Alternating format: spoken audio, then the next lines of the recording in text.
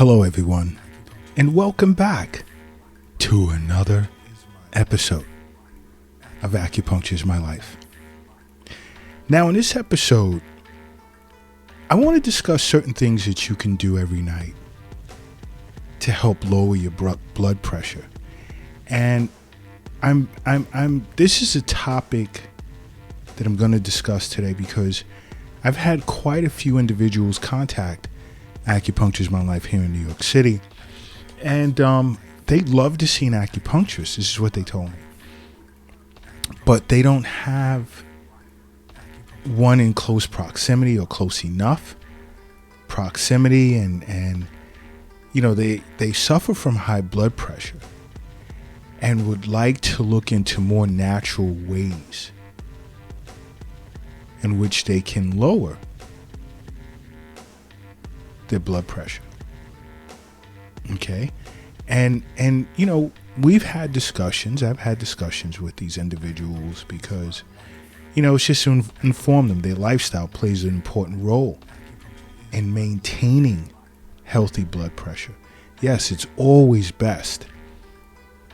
Like, probably one of the best moves you can make in your life is making acupuncture a part of your life.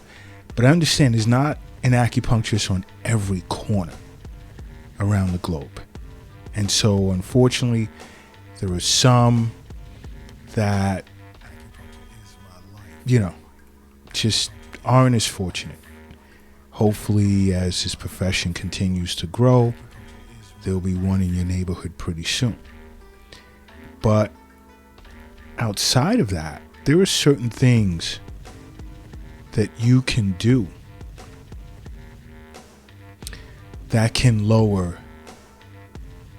your blood pressure, because there are studies that have shown blood pressure elevations at night, and you know, that increases your risk of cardiovascular event, okay, which includes like a heart attack, stroke, and so forth.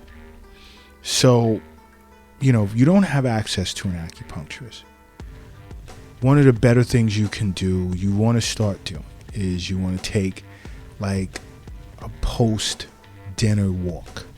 Go for a walk after you eat dinner. You know, because this walk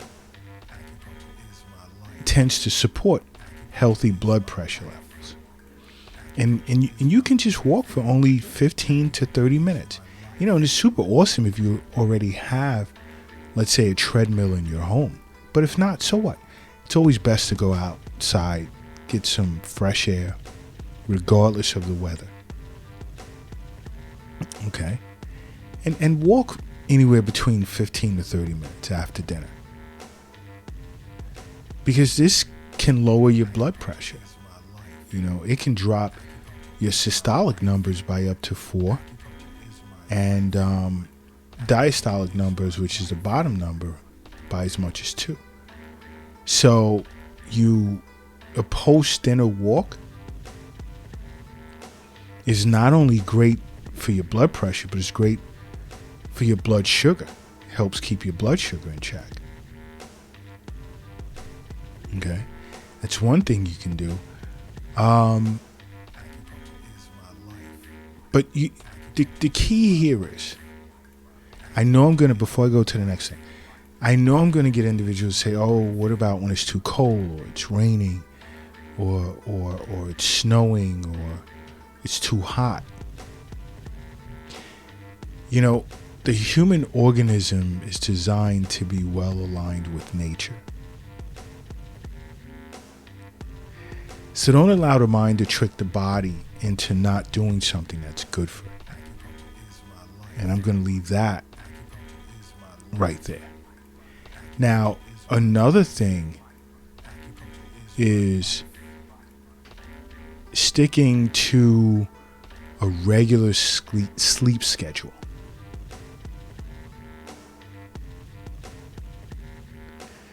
Now, this is also important, especially as we age, because irregular sleep or sleep deprivation or sleep problems like, let's say, sleep apnea, which is obstructive, tends to be associated with high blood pressure.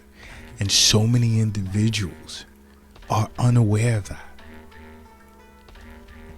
And I've told individuals this separately, and I get the raise of eyebrows like, are you serious?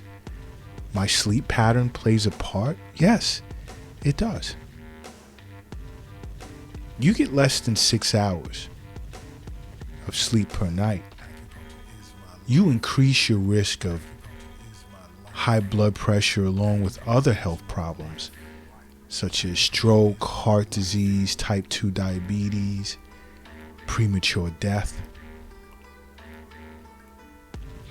A nice amount of hours to get per night, if you can pull it off, and it's for your benefit, even if it calls for you going to bed early and missing your favorite show or your sporting event or party or whatever.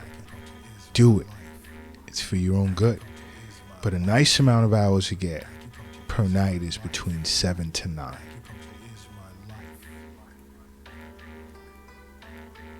Okay? And how long you sleep is only part of the equation. Consistency is the bigger part for healthy blood pressure levels. All right?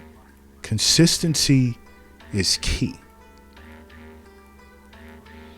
Because, studies also have even shown that people with inconsistent sleep routines tend to be more likely to have high blood pressure compared to those who went to sleep and woke up the same time on a consistent basis. There's that 30-minute window. So, sometimes, you may get 7.5. Once in a blue, you may get 6.5, but try and stick to 7. But you have that 30-minute window to play with. And I don't even want to call it to play with. But when you lay down to sleep, okay, here's a good recommendation. Here's some pointers. Make sure your bedroom is quiet, it's dark. And I want to say at a comfortable temperature, but many individuals deem comfortable to be like nice and warm. No. You want a cool room. Because you'll notice, and if you haven't tried it yet, try it. You sleep better. You sleep deeper. You get a deeper sleep. And take the phone off your bed. Remove it away from the nightstand. Turn the television off. And throw the remote across the room somewhere. Okay? You don't want your tablet on, nothing. Another thing is avoid huge dinners, large meals. Stay away from caffeine and alcohol before bedtime. And another is exercise during the day because it helps you fall asleep easier at night. It really does. Why? Because health is wealth. The wealth isn't in your wallet, purse, or pocket. And the wealth is not in your bank account. The wealth is not in your retirement account, Coinbase account, cryptocurrency account. The wealth is not under the doghouse in the backyard, nor is it under your mattress. The wealth is in you. That's where the wealth is.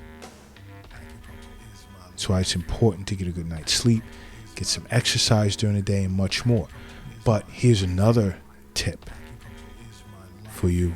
If you can't get to an acupuncturist or make acupuncture a part of your life for regular wellness visits, another tip to lower your blood pressure at night is to eat less salt at dinner. Because it's said that sodium can cause your heart to pump more blood, which raises your blood pressure. So you sort of want to bring it down, the salt load, in the evening.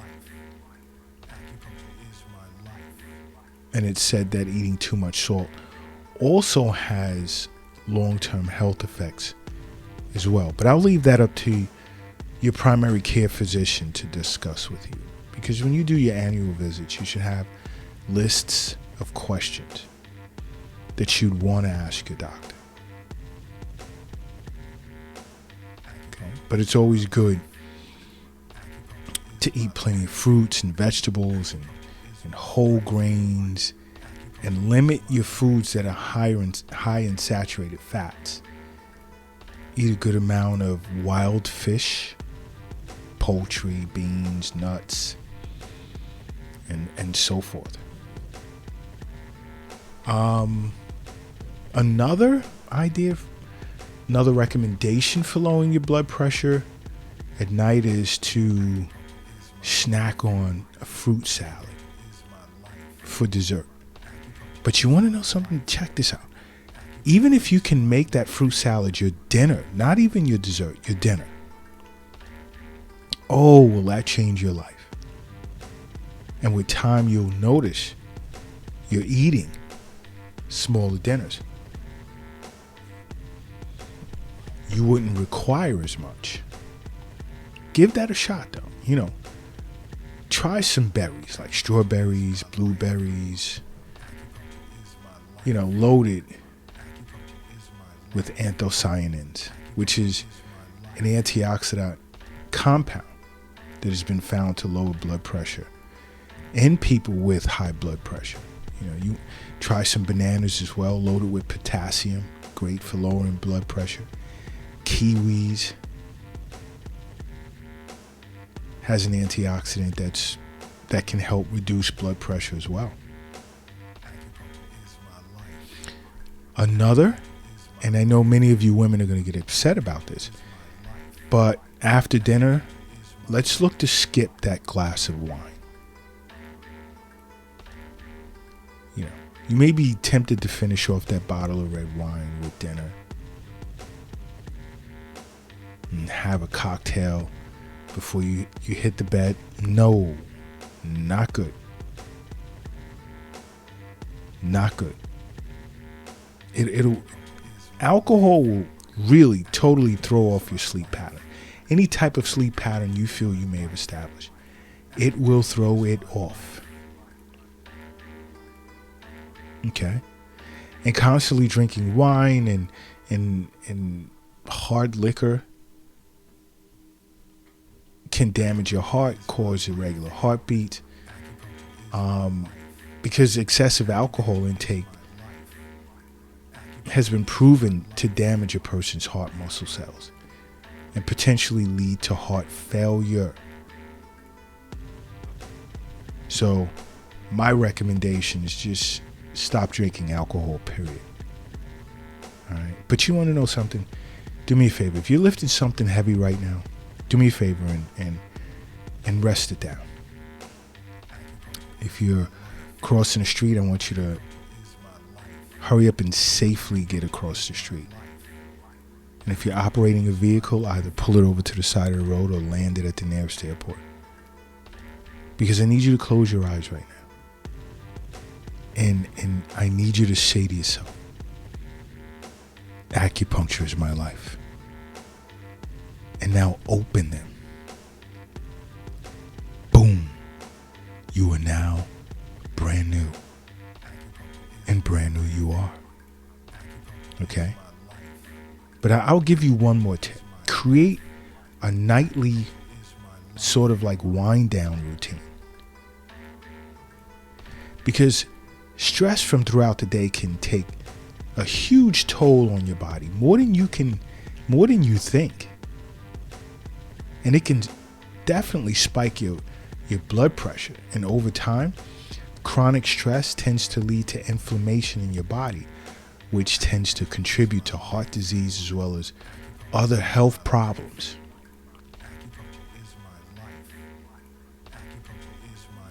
So you want to lower your stress and blood pressure after a long day. Try and create a relaxing nighttime routine. Like, do the next chapter, read the next chapter in that book that you've been reading or start to read. You want to know what happened next. And then once you close the book, it's bedtime. I'm just throwing that out there. Something to be creative with. Giving you ideas on ways, on things that you could do every night to lower your blood pressure. But for those that can, make acupuncture a part of your life, okay? Because acupuncture is my life. What's yours?